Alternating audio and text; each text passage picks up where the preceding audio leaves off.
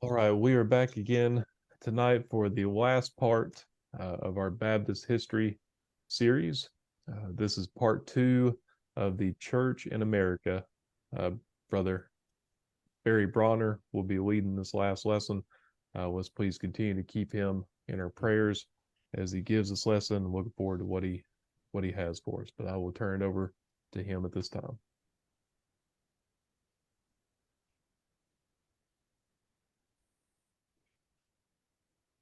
Okay. Am I on? Okay. Uh, I still have as much trouble with this computer as I do the Bible almost, but it is. I appreciate everyone that is tuned in.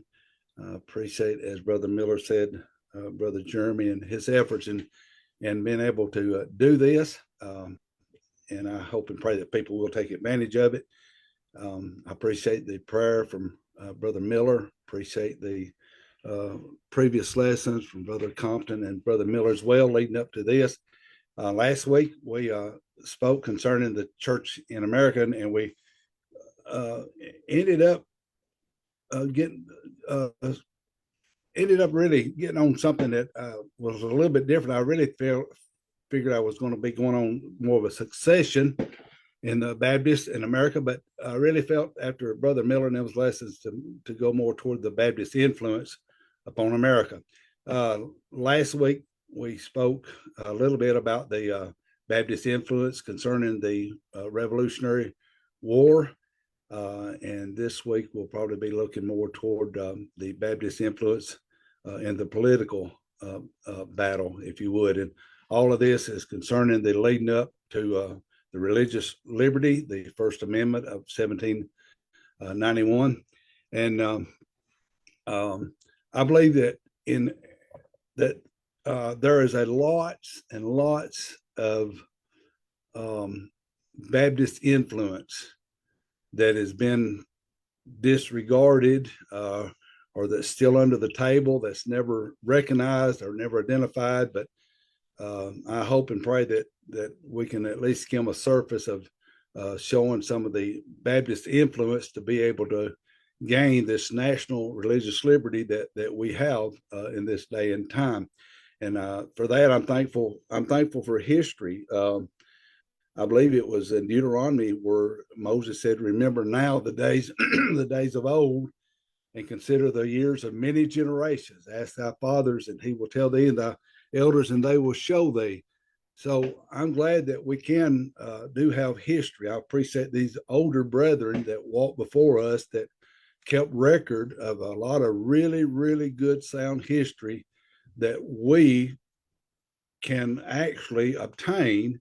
And it's a little bit, I guess, like he in the Hebrew letter when the Hebrew writer was speaking about Cain and Abel, talked about how that Abel offered a more excellent sacrifice than Cain, and said, and by it, Cain or Abel being dead, yet he speaketh. So through and by the word of God, Abel probably died over 6,000 years ago, but through the word of God, we can still read of him today and learn. And the Bible is Bible. And what we're looking at tonight mostly is history, but I believe a lot of good history goes a long way and it lines up with a lot of the Bible. I remember Brother Reynolds one time making a statement. I was asking him when I was trying to get some good history books, and he referred to good history as being, he said it was sort of like digging through the trash. And he said, every now and then you'll find a jewel. And that's sort of the way it is. There's a lot of history out there that's really no good, but there is some really good history. And I'm thankful that they had a burden to do that and to maintain it, that we could have access to it today. So want to look back and just sort of go ahead and get started on this. But I do believe that America was the very first nation on the face of the earth with such of a bylaw within its democracy as religious liberty. And we actually finally obtained it after about 153 years from the very first Baptist church being established here in America. I think John Clark established the first church in 1638, and after 150 something years now, they finally was able to obtain a religious liberty in the First Amendment. Such liberty would be contained and expressed within the First Amendment, which would certainly needs never, as some would like, to be rewritten. Rather than it be rewritten, maybe it needs to be reread for the true purpose of what that our forefathers actually pinned it down for. This amendment, the First Amendment, would only be achieved through many harsh political battles that was fought throughout the years, with very much influence of believers being essential. Being under the extreme taxation of Britain and the mandatory tithing to her state church, a breakaway from Britain was the only way this could ever actually be achieved. But just similar to as Canaan was the land of promise and was everything that God said it would be. It was theirs for their taking, and it was taken by miraculous battles. In a like manner, America was established as a promised land and as a refuge for the elect lady, which was his bride to be. And America would be more than accommodating to all of the needs that the church would ever have. We have been blessed in ways that we don't even begin to comprehend. But again, for this to be required, again, it required some battles, and I believe that a lot of the political battles were very miraculous. I believe that God has a way of orchestrating things over a long time period sometimes, but he has a way of orchestrating things and putting things and people in places to his benefit, for the purpose of his will. And so I do believe that America was to be set up and established for his church as a refuge. So we want to look at the Baptist influence in the political battle. Start out with one thing, and some of these things has never been heard of very often, and to me, I think it's sort of fascinating. I see them as stepping stones up to the 1791 First Amendment. But there was one of the more productive, I guess you'd say, stepping stones was actually acquired in the year of 1663. Now, there was a new charter for the colony of Rhode Island that would grant them religious liberty. Now, this was in 1663. The charter accomplished by John Clark and his close friend, Roger Williams, which made different trips back to England beginning in 1651, yet only after their loyal friend, Obadiah Holmes, had been beaten, basically been beaten half to death. They said that he couldn't even sleep for weeks. He had to literally sleep on his knees and his elbows, and he got infected, and he was beaten merely for being in a private home of a brother by the name of William Witter, but they was in Massachusetts when they had that service, and so I don't want to get into a lot of that, but it was Obadiah Holmes and John Clark and one of their friends that actually had went back over into Massachusetts from Rhode Island, and they were spotted on a Saturday in the public, and John Clark had already been excommunicated from the jurisdiction of Massachusetts for preaching Baptist doctrine. So when they were spotted in Massachusetts on a Saturday, some went back and told the clergy of the state church, and they sent out two different officers on a Sunday and arrested them. And John Clark had his fine paid for. The other brother had his fine paid for, but Obadiah Holmes refused to pay his fine or allow anyone to pay his fine because he was guilty, he said, of preaching nothing but Jesus Christ. And long story short, they ended up beating him half to death for being in a service, and it was in the privacy of a home. It wasn't even an outdoor or public service. So when this happened, of course, this was somewhat like, I guess, the straw that would break the camel's back, with some. But yet, having obtained political ties back in England with such as Sir Henry Vane, who had left Massachusetts earlier, returning to England, Clark and Williams were finally able to obtain this charter for liberty for to be taken back to the colony of Rhode Island. This legal charter, was granted in 1663 during the reign of King Charles II, after about 12 years of determination of these brethren, which Clark was a Baptist that set up the very first Baptist church in Rhode Island, and Williams certainly believed in the Baptist principles by all means, along with Henry Vane.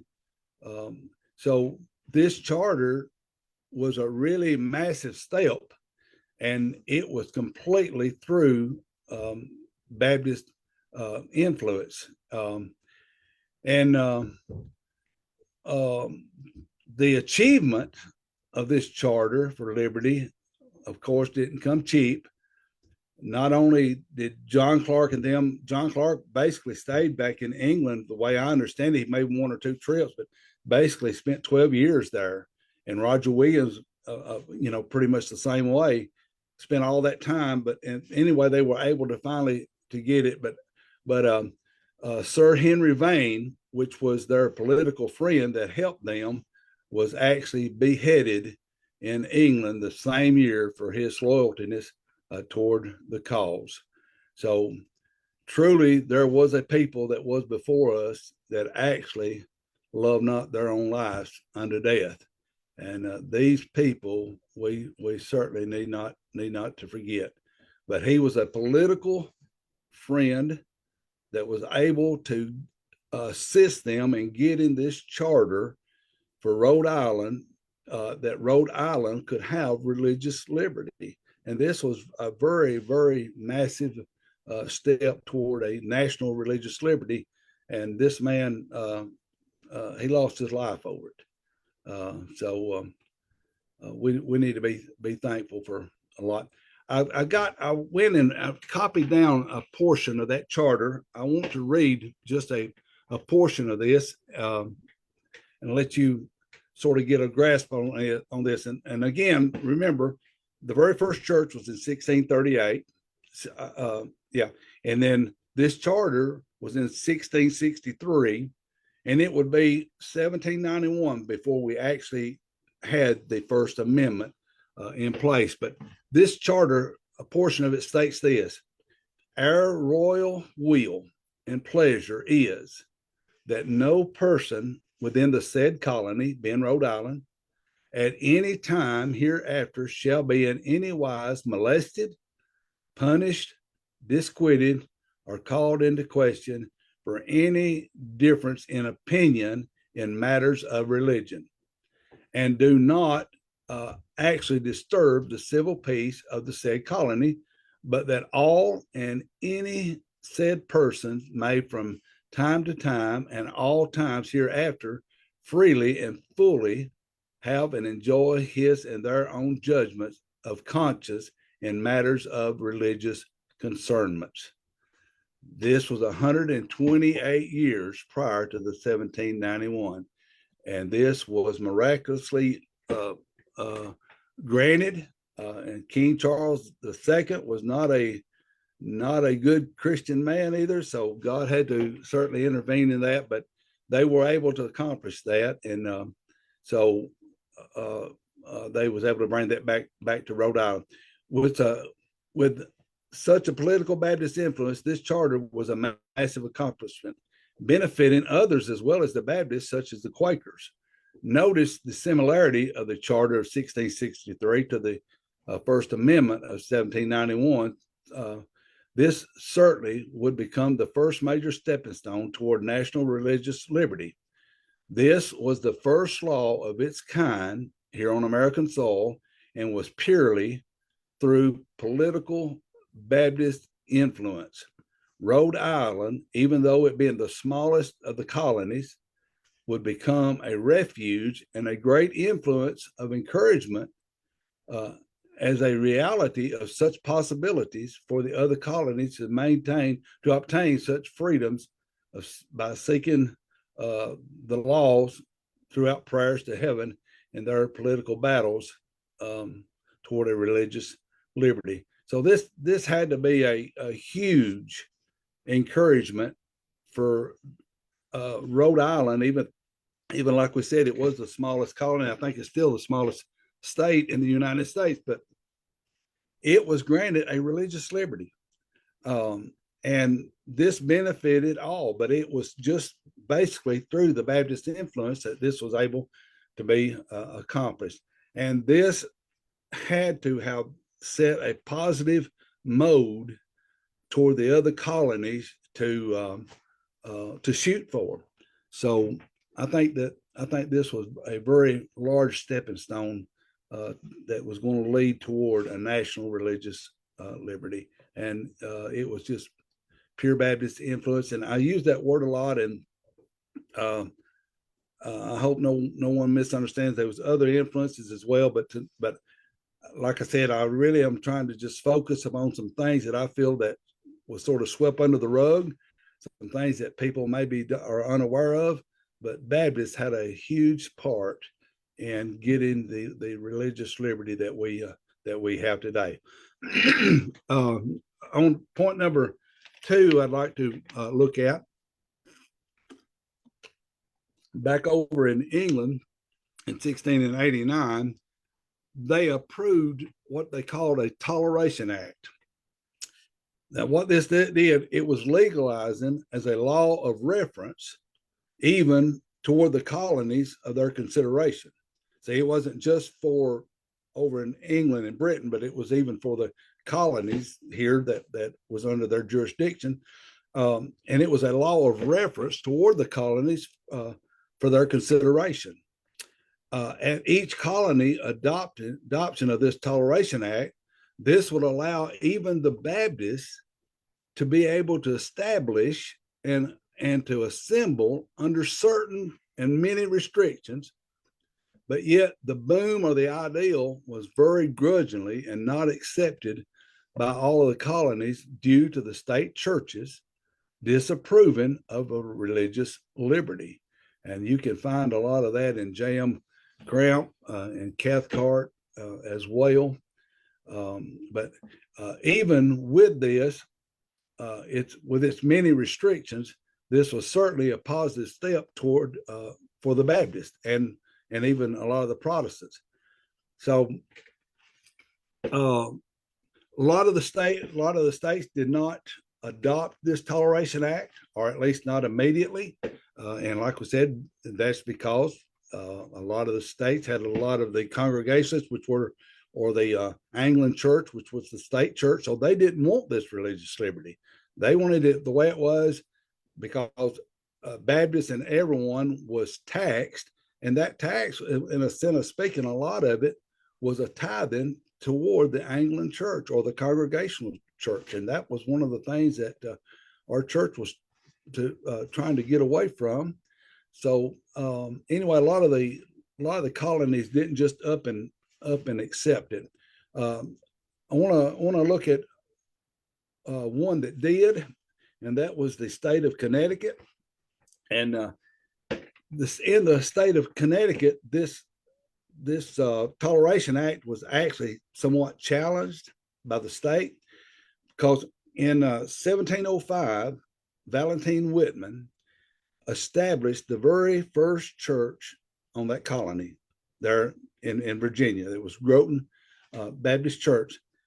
And 2 years after he had established that church there in Groton, in September, I don't remember what the date was, but it was during it's about 2 years later, 1707, the sheriff of the New London County, which Groton was in New London County, would summons Valentine Whitman and his wife that they appear before Richard Christopher to answer charges of accusing them of unlawfully organizing Groton Baptist Church without state permission.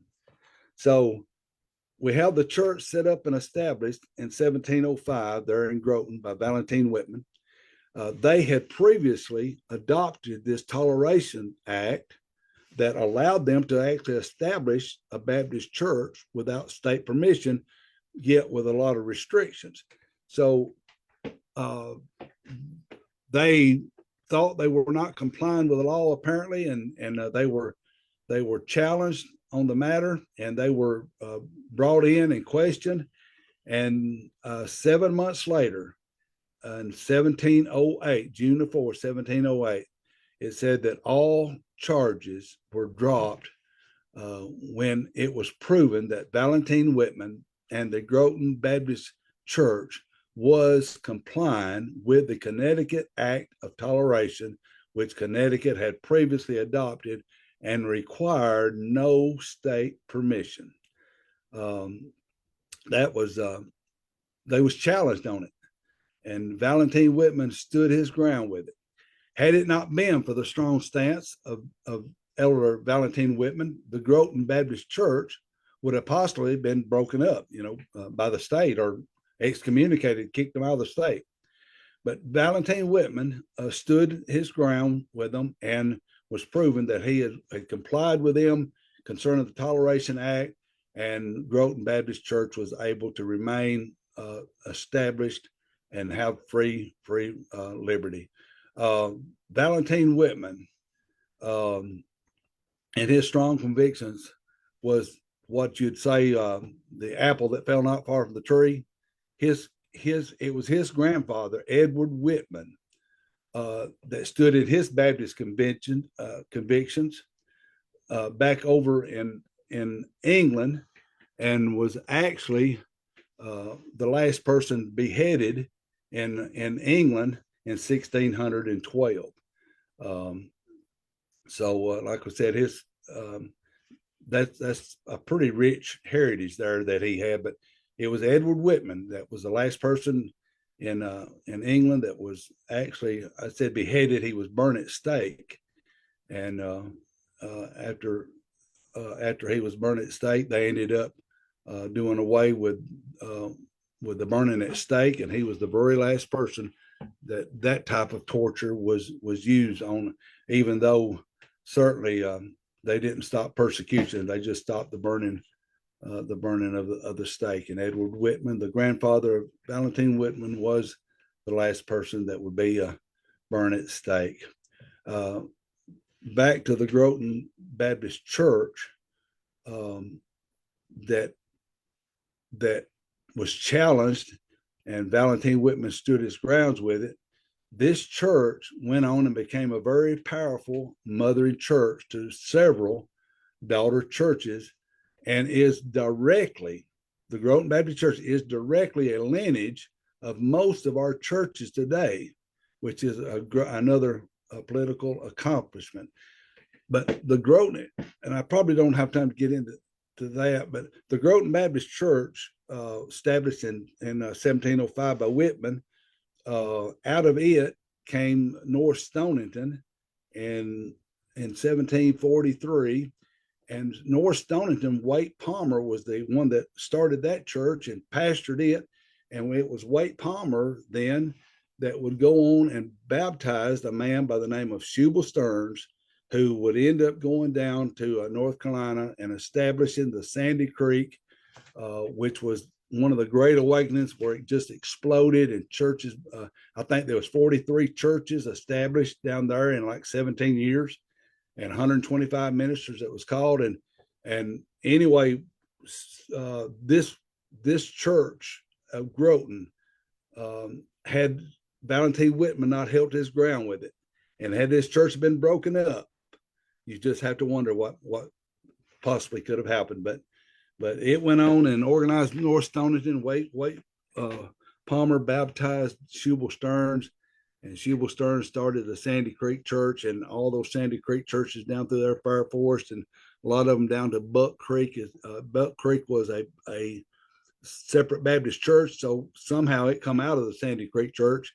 And we know that the Buck Creek Church of South Carolina ended up going over with John Hightower and organized a little church that we today all recognize as Old Union Missionary Baptist Church in 1795, 1796. So long story short there, this church at Groton,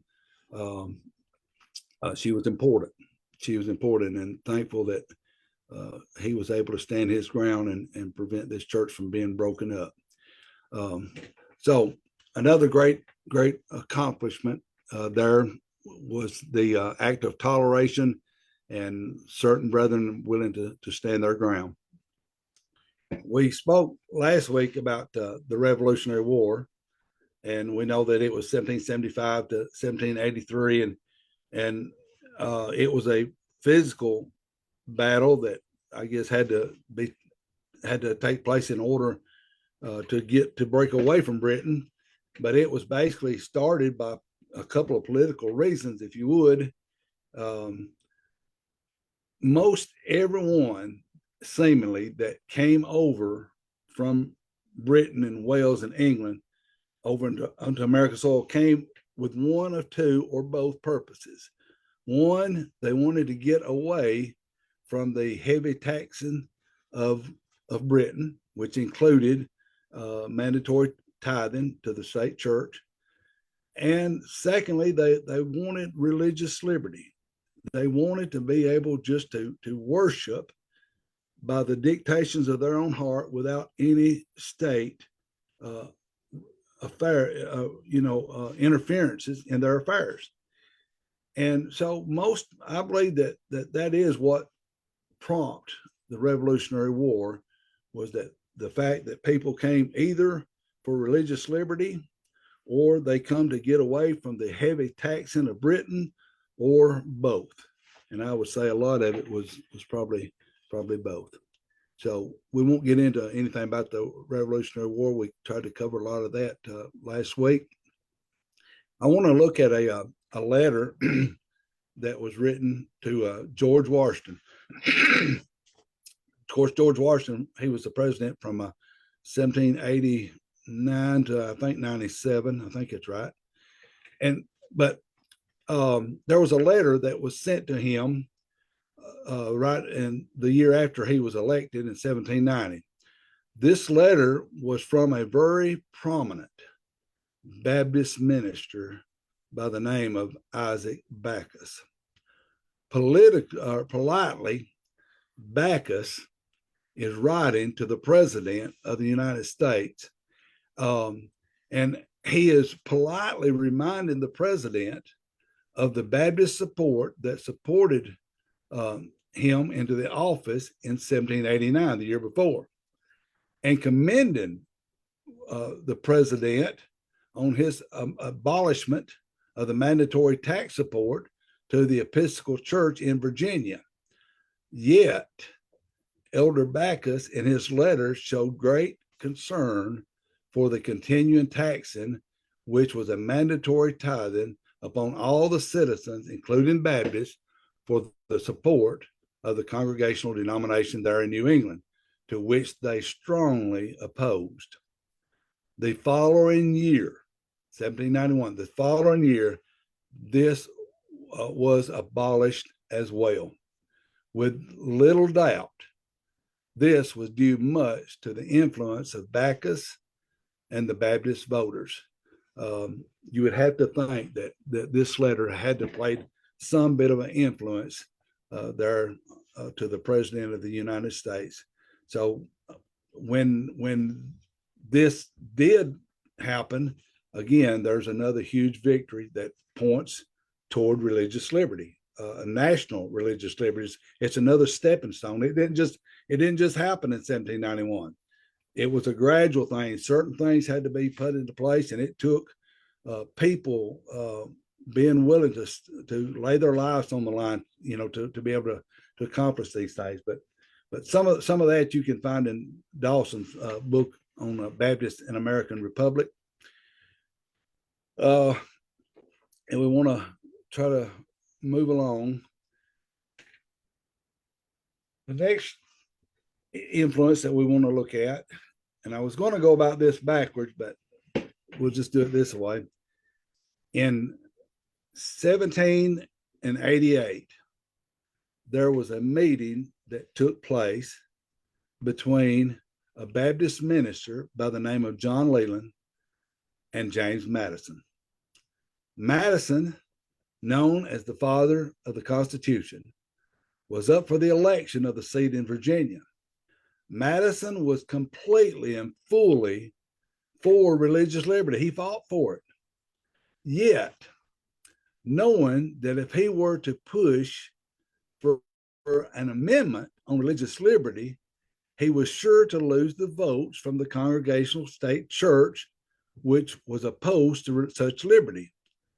So by not pushing for such during his campaign, he was more comfortable to win the seat until he was informed that by not pushing for religious liberty, by not pushing for an amendment, he was sure to lose many, many of the Baptist vote who had became dominant there in Virginia.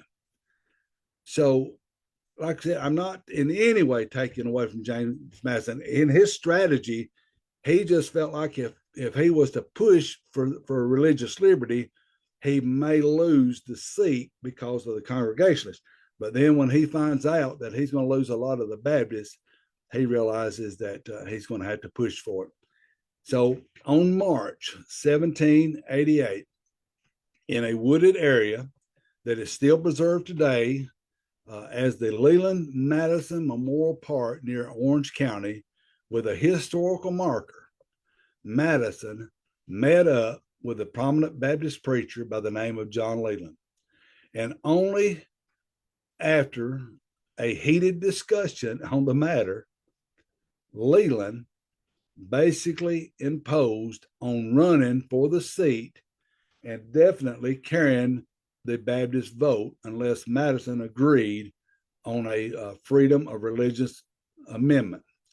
Madison, like we said, desiring such an amendment as well, yet had the fear of losing the votes of the Congregations, and now the table sort of turned of the very possibility of losing the seat without the Baptist vote. Madison, during this meeting, there in the wooded area, some of us have been there. I'm pretty sure Brother Miller's been there. I know I've been there a couple of times, but Madison declares an oath to Leland to push for the First Amendment. Now, if that's not Baptist influence, I don't know the definition.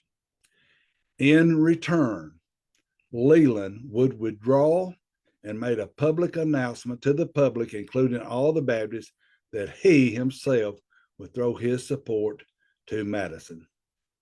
February the 2nd, 1789, James Madison was elected to the Virginia Constitutional Ratification Convention. And there again, you can find that in James Beller. You can find it in Dawson. I'm sure a lot of other books as well. A lot of this is overlooked, yet these are facts and very much a part of our American history. And I really think they should be taught. A lot of unrecognized Baptist influence is involved, and you never hear anything about it. And I don't discredit Madison whatsoever. That man done more good than most any of us will ever know. But what's left off, and he's recognized as writing the First Amendment and the father of the Constitution, and very, very few people knows what was under the table. This with the influence that Leland played in having this done. And if you really, really just think about it, and you just have to wonder what would have happened if Leland had not twisted his arm and Madison had not pushed for religious liberty. We don't know, but very, very possibly we may not have the First Amendment. So we've got to, we don't need to get arrogant with it, but we need to recognize that Baptists certainly had a lot of influence that is unrecognized in lots of times. So in 1791, it finally happens.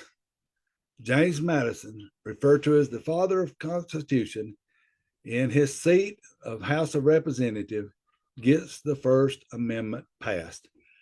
After 153 years from the very first Baptist church in America, established in Rhode Island in 1638, and with their determination through many miraculous political battles, it is accomplished. America will become the first nation with such a bylaw of liberty within her own democracy. So I think it's pretty interesting. Look at one more.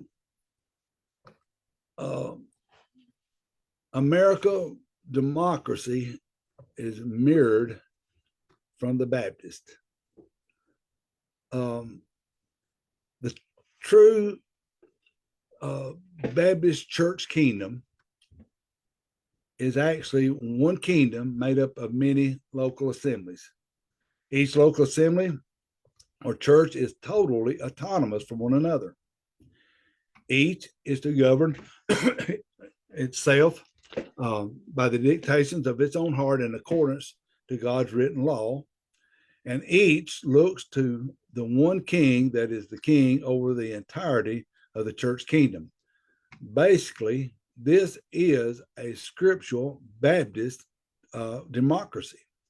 Church authority is by and only by a vote of we, the people of the church. Most Baptist churches conduct a monthly conference or business meeting to vote and to conduct their affairs. Thomas Armitage records some things here concerning the influence on some of the Baptists with Thomas Jefferson.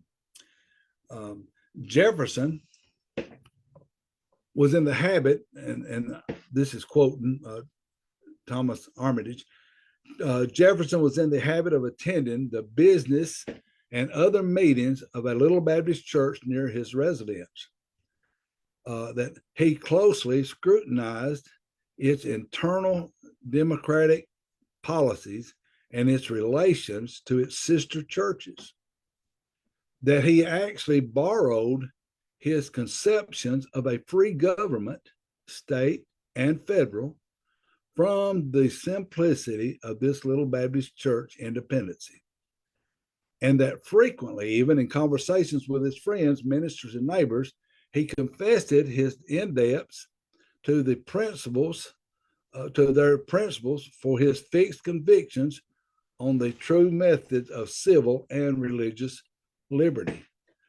Curtis backs this up as well, and he records an event when Jefferson was there and confronted by the pastor. He records that upon one of Jefferson's many visits to the Little Baptist Church business meeting there in his area, he was addressed with a question from the pastor asking what Jefferson thought were concerning their church and their government and the way that they conducted their business. Jefferson's reply was this.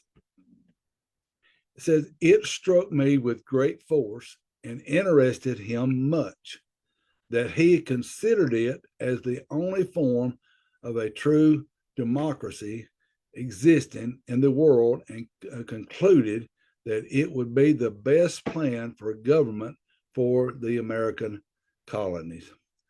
Along with these records, even the wife of President Madison backs it up, and she recalls, and it's quoted where Jefferson had actually created the Baptists for his democracy convictions. And this is just another proof of major Baptist influence in the great political battles for freedom. Much of our nation's democracy is truly mirrored from scriptural church democracy that is taught in God's written law, and it works not only in religious matter, but it's found to work also in many civil matters as well.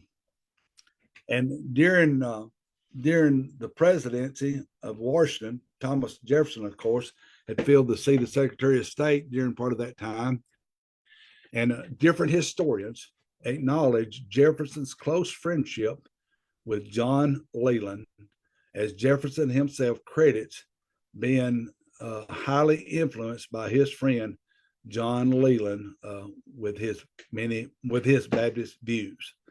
So it seemed like Jefferson attended those business meetings, and he sort of liked the way that Baptist churches, each local assembly was autonomous from one another, and he claimed himself to have been able to got some of his ideals for democracy from the way that Baptist churches conducts its affairs.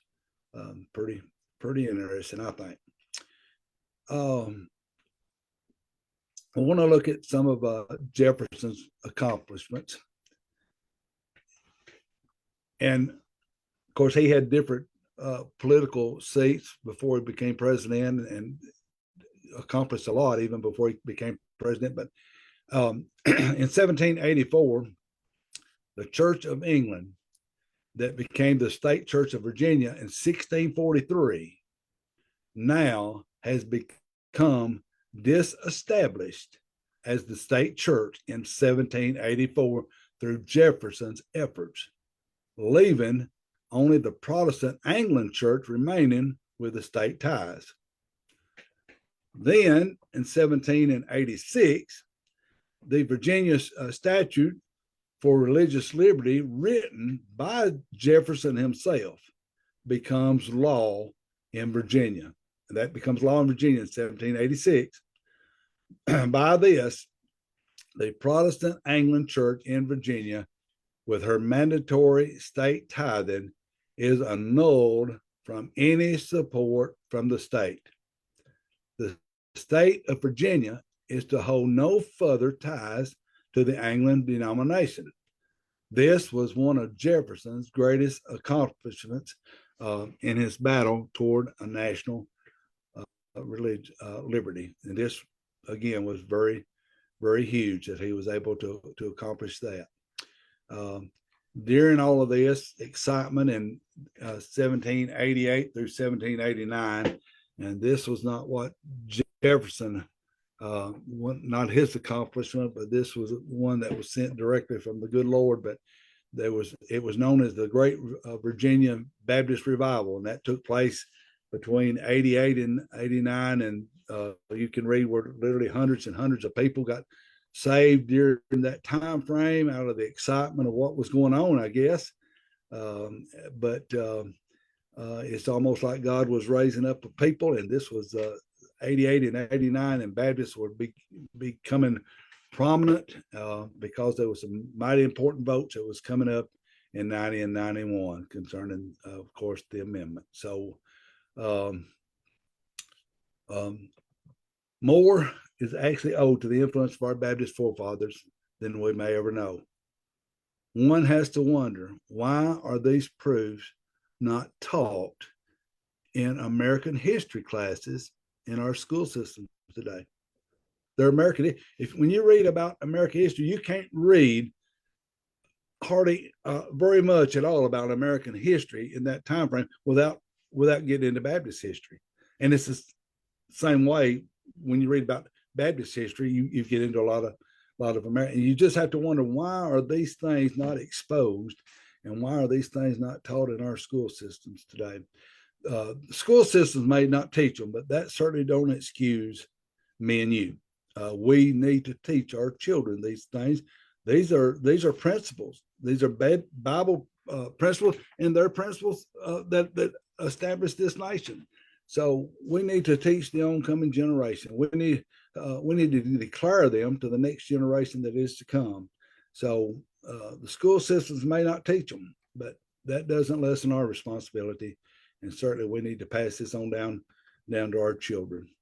Want to look at one more, and we'll try to wrap this up. Letters of appreciation from Jefferson, who had served as president from 1801 to 1809. And you'll find that he had wrote these letters, and this was after he had won the first term and become president. So, letters of appreciation from the president. After winning his seat as president, Jefferson wrote to at least 11 Baptist associations. You you think about this. This is the president of the United States, and he writes to at least 11 Baptist associations. These were personal letters of appreciation for their support, and they can actually be found recorded in our history. Dawson, in his book, Baptist and American Republic, you can find it in there on pages 37 through 40. And page 127 records each one of these letters as the president acknowledged his debt to the Baptist. You can't keep from having to acknowledge that. And out of those 11, at least 11 letters to 11 different associations, and I have no clue how big these associations were. I never looked that up. But, if associations didn't have, just say they averaged 20 churches in each association, you're looking at 200 and something churches, that were addressed by the president concerning his appreciation for them. And here's the one that you've probably heard of, the one of the Danbury Baptist Association. But I want to get this out because I'm sure a lot of you probably hasn't heard this. But one of the letters that was written in 1802, so he was elected in 1801. One of the letters that was written in 1802 was to the Danbury Baptist Association concerning their push and their support for the First Amendment, which had passed, is where we actually get the phrase separation of church and state. This particular phrase isn't actually found penned within the First Amendment. When we talk about the First Amendment, we always refer to it as the separation of church and state. That clause, if you know, is not actually in there. Yet, that is how that the president described the meaning of the amendment to the Baptists for protection of all religions from the state. So actually, the phrase of separation of church and state comes from a letter that is written from the president of the United States to a little Baptist association of Danbury. And there again, that was just his way of assuring them that, hey, this First Amendment that we've passed, this thing is going to be like a wall, a separation of church and state. And what the whole purpose of the First Amendment was that the church could handle its affairs without any state interference whatsoever. And so people are trying to rewrite it, and they just need to reread it for what it truly is. So America does have a very rich heritage. I mean, we truly do, and it's something that we need to cherish, need to be thankful. I said last week, and I said a lot, but I refrain from the word proud, but I'm not proud to be a Baptist, but I am certainly humbled to be a Baptist. And the more that I understand about our forefathers and what they went through, the more humbling that it is to me. And I'm humbled to be an American. But people, with where we come from versus where we're at today, America can fall. And no matter how far out America goes, that does not lessen our responsibility as the bride-to-be of Christ. And so we have to continue our course regardless. And we just hope and pray that America will change and turn. But I believe she's got a lot of turning to do. Want to show one more thing, and then we will. This is from the outside looking in. None of the known world would have ever imagined that America would actually be established, especially without a mothering country to assist. Yet through the sovereignty of God, she was established, and not only was she established, but for the purpose of being a refuge for the church, she was brought across, and as God had brought her across the Great Atlantic. In 1776, America not only was established, but by the 1820s, She had flourished within 50 years of such a degree that other nations could not get a grasp upon the ability of her success, much less her prosperity. She had become a nation like no other. I mean, in 50 years, from 1776 to the early 1820s, she had prospered in ways that Britain and other nations just could not begin to comprehend how this was. So in 1831, a man comes over and he's searching for how that we actually was able to flourish, and how that, what was it? I mean, he wanted to take this knowledge back, that they could learn something from America. But anyway, 1831, a Frenchman came over from France for the purpose of studying how America had been established and had flourished to the prosperity that she had within the mere 50 years. This man's name was none other than Alice de Tocqueville, and he was not a Baptist. So he's not here to brag on the Baptist, but he's not a Baptist yet. In his search was for the pure truth of America's prosperity and succession. That he was focused upon what was it that America was doing to have the prosperity and the succession that we had, because people was just at all about it. So regardless, he was searching for the truth. De Tocqueville had studied every inch concerning America, from her agriculture to her democracy. In his long period of study, one of his greatest conclusions of her success that was found was something that he stated himself that he had never witnessed where he come from. He had never witnessed it until he came to America. De Tocqueville had found a religion. He said, and he referred to it as a religion that ran parallel with freedom, that promoted a contentment that ran from the homes of the people all the way throughout her democracy of government. This was his conclusion in his study as being much credited for her prosperity. It sounds as though he may have found a religion that was truly, at that time at least, the salt of the earth. But came over here to study our democracy and our agriculture to find out what we were doing. And he basically recognizes the true foundation. He found a religion that ran parallel with freedom, that brought contentment. And that, again, that's pretty neat to read about. De Tocqueville, he's got that book, America, Democracy in America, I think's the name of it. You already get that. Make a couple of statements. Madison once stated this, said, "We have staked the whole future of American civilization not upon the power of government," but he said, "far from it, but our religion," and that's what de Tocqueville found. Our religion is the basic and the foundation for our government.